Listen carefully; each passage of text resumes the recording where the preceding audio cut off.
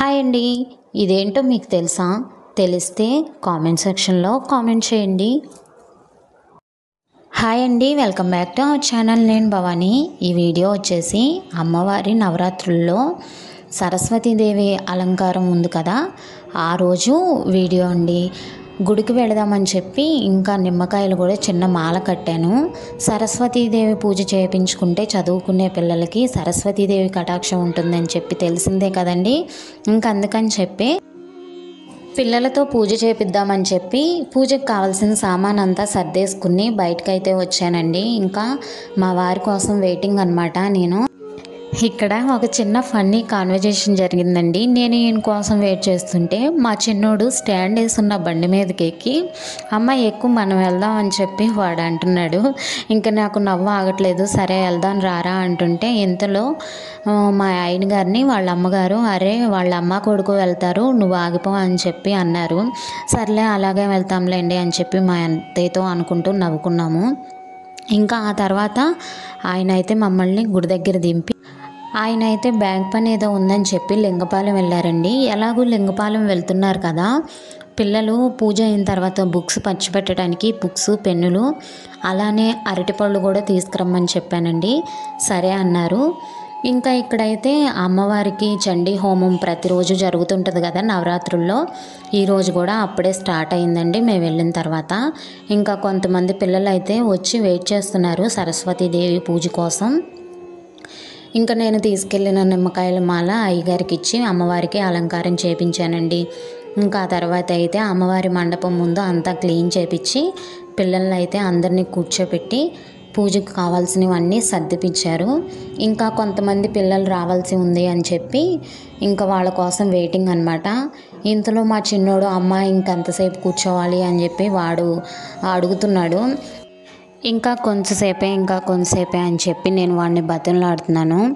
వాడికేమో ఒకే చోట కూర్చుని ఉండాలంటే బోరింగ్గా ఉంది. ఇంకా అయితే పూజ స్టార్ట్ చేస్తున్నారు. ఇంతలో ఈయన వెళ్ళిన పని అయితే బ్యాంక్ దగ్గర అవ్వలేదంటండి. ఎందుకంటే బ్యాంకుకి తీసుకెళ్లాల్సిన స్లిప్ నా దగ్గర ఉండిపోయింది. ఇంకా అందుకని చెప్పి పిల్లలకి పంచిపెట్టడానికి కావాల్సిన బుక్స్, అలానే అరటిపళ్ళు తీసుకొచ్చారండి.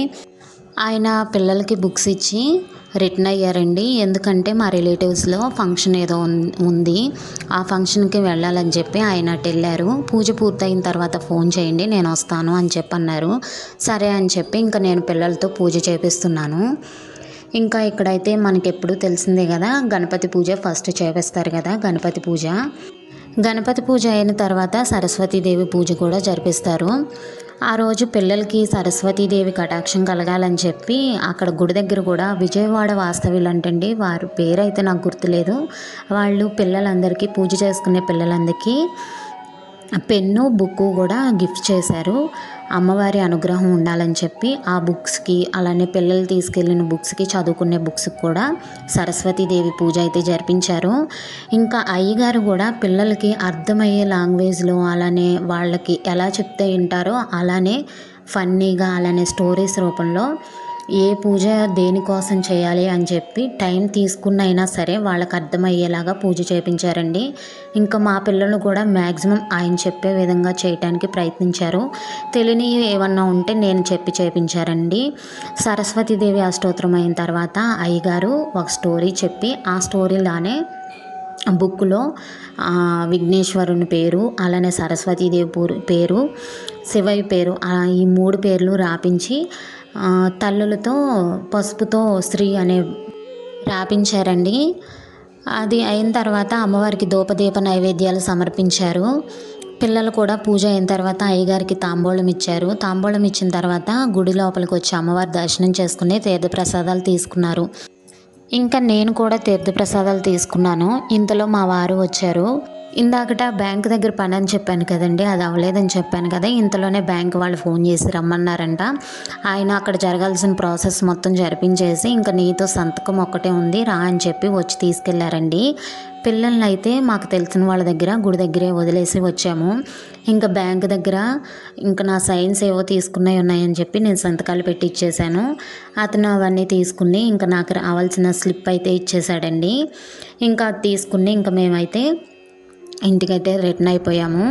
ఇంకా వచ్చే దారిలోనే పిల్లల్ని ఎక్కించుకుని ఇంటికైతే వచ్చేసామండి.